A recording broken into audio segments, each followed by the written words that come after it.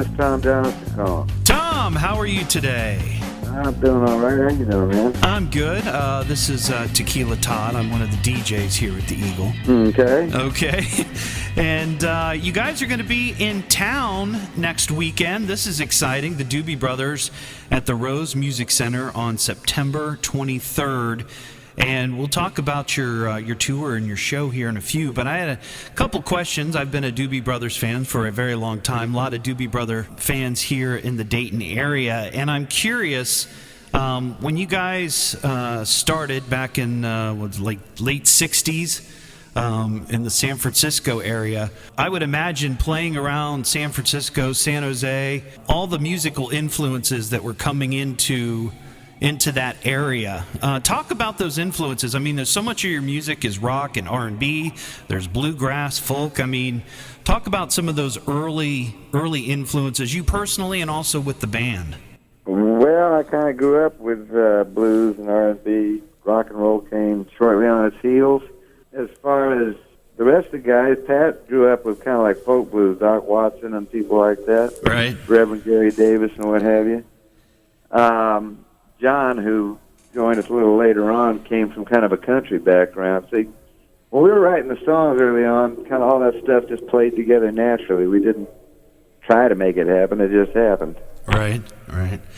A lot of your music, you also include, a horn section, which at the time, I mean, there were a handful of, I guess, rock bands that were doing that, but so much of the music that you guys put together, I just love the way it was all arranged. You had so many different instruments backing you. Was that just sort of a result of all that influence, or was it something that you were trying to do differently than other bands, or how did that come about?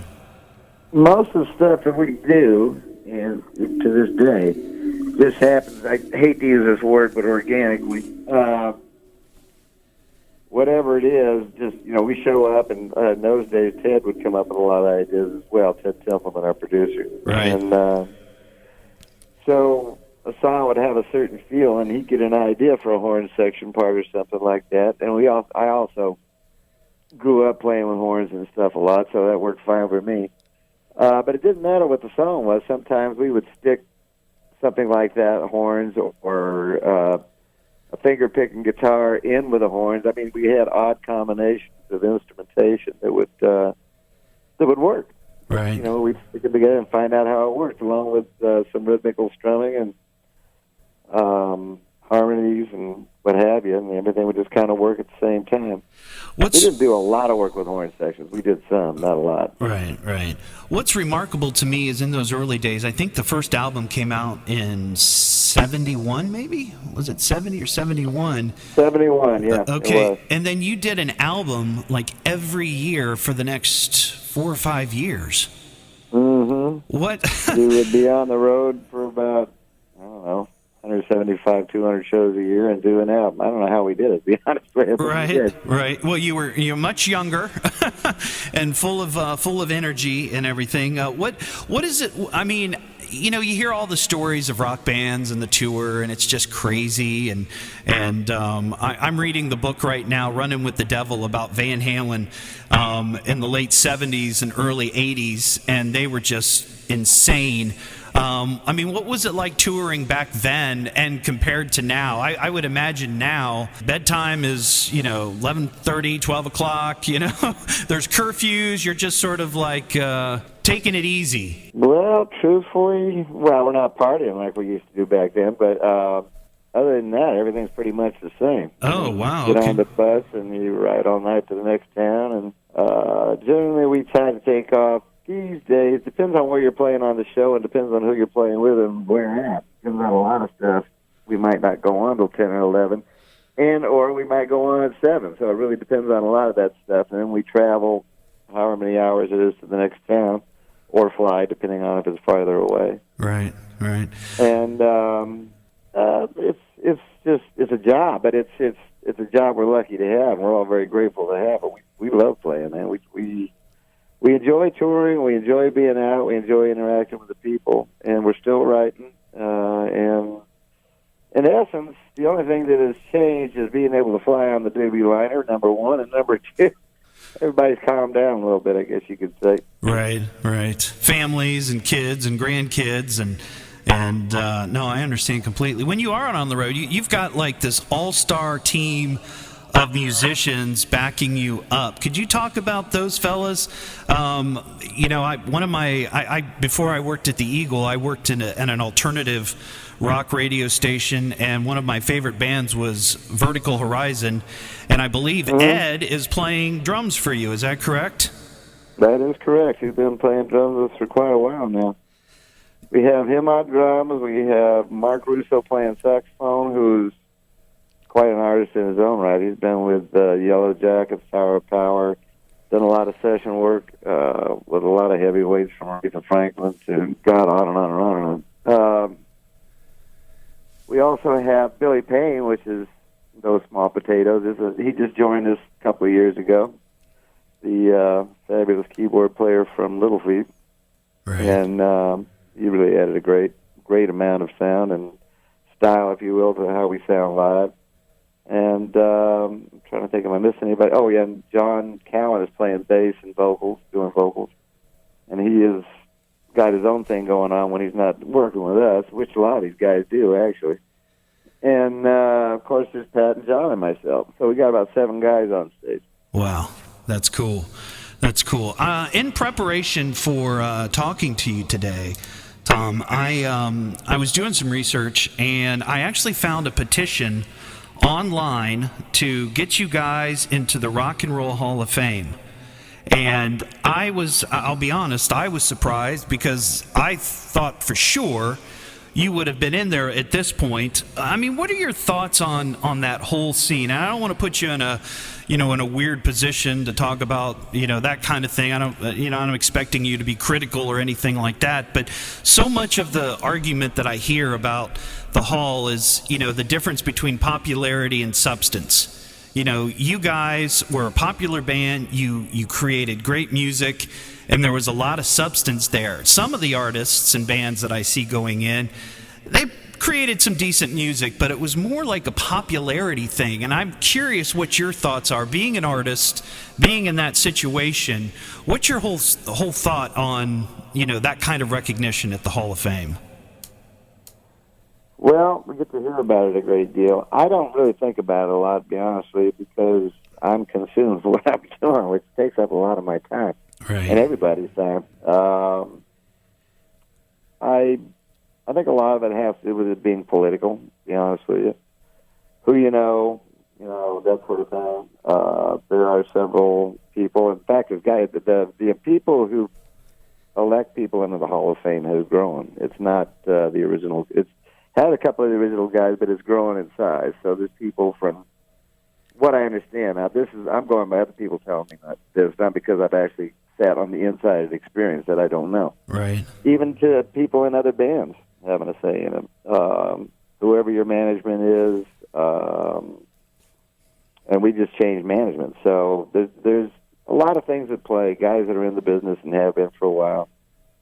But like I said, I don't sit around and think about it a great deal. These are just things that I've heard. And when it's our time to go in, we will. I figured, if we're supposed to be in here, and I think we should be in there, then when the time comes, it'll come. In the meantime, we just keep working.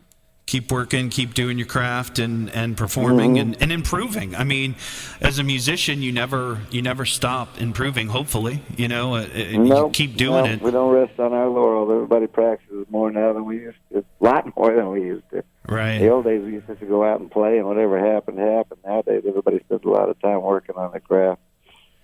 Right. Now, I'm interested, kind of a personal question. Your daughter, Laura, is a recording artist in her own right. She's opened for Kiss, Heart. When your child comes to you and says, "Hey, Dad, I want to be a recording artist," what kind of advice or warnings did you give her, and would you give other people?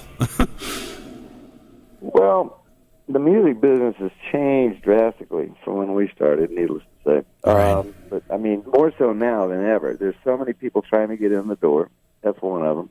it wasn't even a quarter as many people trying to get in those days. Nowadays, they're encouraged by a lot of the shows that are on TV and stuff, talent shows. I hate to use the word talent show, but that's essentially what they are. Things like American Idol, and then after that, things like The Voice and all these other shows that give people the idea that they can go get on that, and if they win, then they'll have a record contract and life will be great. And although the shows are very entertaining, I guess, and people love to watch them, that's not usually the case. Man. Right. And the rest of it is because there's so many people trying to get to the door, it's really tough to make it. Yeah. Lara's been out singing with Don Henley, singing background for Don Henley with a couple other girls for the last 4 years. Plus writing all the time. She's either in Nashville or L.A. She's writing constantly, and she does gigs when she can. And when she's not on the road touring with Don or somebody like that, she keeps her hand in the business. She's always doing something. And she's in Nashville right now, as a matter of fact, writing with some people. And it's a business where you have to build up a following. I think that's the most important thing right now. Have good songs ready to go when the time comes. And then, of course, the thing that's changed everything for everybody is streaming. Right. That's one of the biggest changes. Yeah, social media. Like you said, you've got to have a following. And I was on your Facebook page earlier, the Doobie Brothers, and you've got like 1.2 million followers. So that's pretty cool.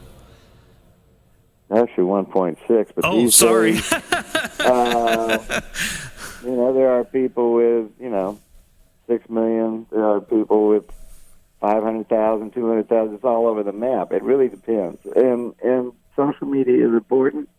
I don't really, it's not something I'm involved with on a personal basis, but it's necessary in the business. It's a great way to reach people in all facets of it, be it Facebook, Instagram, Twitter, whatever. Right. But we have people that keep all that up for us, and we don't have time. And then there are some guys that do it on their own. I'm not one of them, but have their own personal Facebook pages and stuff like that. But the great thing about the technology too, you were talking about how many people are trying to get into the business and the process that the bands and solo artists had to go through, prior to social media. It was sort of that, traditional, okay, you're a band, a record label discovers you, they decide to back you, they put out an album, they put you on tour to support the album, that whole thing. So much of what has happened now, some of that still goes on, but there's so many, independent artists who are on the internet, who are gaining a following, and kind of leaving the record labels to an extent, in their dust. It's changed so much. The internet has changed a lot of stuff for sure. A lot of people are just trying to get to build their following and everything on the internet, and even sell their product on the internet. That's been fairly common. But as I said a while ago, streaming has kind of taken over. We all grew up doing the radio thing, and radio was it. That's where you got your song, and that's how people got to hear you, and that's how your popularity started, along with building a following. You're always going to have to build a following at any stage of the game. I don't care when you start, but it's more so. It's a bigger deal now than ever. You've got to have a following of hopefully 100,000 and up people to really get stuff going on, and then you've got to get your songs on streaming, and that's probably the most widely listened to source of music I can think of, and that's where you will reach your audience best. Then that's all come to pass. What in the last, I don't know, 5 to 7 years it really started coming on. Right. You guys, the thing that I love about the Doobie Brothers, and we talked about your different influences, and there is a lot of crossover appeal. You're not just a rock band, there's, a couple years ago, there was an album that went out, Southbound, which was a country cover of a lot of your songs. Did you have any involvement with that at all? Yeah, whoever wrote the song is the one that was in there with all these Nashville studio guys, who I have to say just blew my mind. God, what a bunch of great musicians. Unbelievable. Yeah. We never did more than 2 cuts of any one song, and the song was done. The only thing left to do was sing the vocal and the background vocals, and if the lead guitar needed to be played or something like that. But other than that, it was done. It was incredible. I was listening to that this morning, just listening to some of the tracks, and the cover of "Rockin' Down the Highway" with Brad Paisley is probably my favorite. Okay. Yeah, I thought that was just a great piece and a great rendition. I would imagine all your songs are like children to you, right? Well, I don't really look at them that way at this point. I mean, we play a lot of them every night, so it's just sort of part of your atmosphere, your world, whenever you're traveling around all the time. I would say that concerning that album, I think one of the most fun things, first of all, was playing with the studio guys. Like I said, they were consummate musicians, all of them, just fantastic. Right. The other thing was meeting the other artists themselves. And we didn't always get to meet them because sometimes we would do the track, do our section of the vocal, and they would do their section of the vocal in another city at their own studio, and, could be any state, who knows. Right. And other times that we did get to work with them. And Blake Shelton was one of them, Chris Young was another one. I'm trying to remember who else. I met Brad, but we didn't sit there and do the vocals together. Right. Some of the vocals, like I said, were done separately from the vocals that we had actually put on. So it was a mix and match that the producer himself would, fly to someplace and do the vocal, put them on with him, or get the vocal sent to him. Right. And he would do it in a studio. So it was a mix and match from that point of view, but the people that I got to meet were great. And a few times we sat in with them, or they sat in with us, or whatever the case was. Very and we cool. had a lot of fun with that. It really was kick. Very cool, very cool. Well, I know you've got to run. You've got other stuff to do today. And I did have one final question for you. I always like to ask this of all the artists that come on, especially artists who, are guitar players. How many guitars, Tom, do you own? A lot less than I used to. Yeah. I used to have guitars for days, and after a while I said, what are you going to do with these things? They're just sitting. They're not getting used. So I stopped collecting guitars. And I took them down in the various places where I had gotten them in the first place and just sold them back to whoever wanted or needed them, because I thought it'd be a lot better if they got played by somebody than just sitting around my house. Right. So at this point, I have, I don't know, probably 20 guitars or something, but I try to keep it, I don't want to say, you have different guitars. You have a Strat, you have your Les Paul, I have a lot of PRSs as well, but also various acoustics, Martins, Callings, and Nationals, stuff like that, and Telecasters. And I just make sure, the idea is to have guitars will give you a different sound. And right. Other than that, I don't collect guitars. I just keep the ones that I know I'm going to use. Yeah. What's the oldest? They sit in my studio, and that's where they go. What's the oldest one? I think I have a 56 Strat. That's probably the oldest guitar I have. Wow. Very cool. All right. Well, Tom Johnston of the Doobie Brothers, I am very grateful for you taking the time to chat with me today. They're going to be at the Rose Music Center on Saturday, September 23rd, and we look forward to seeing you in Dayton, Tom. You got a deal. My pleasure.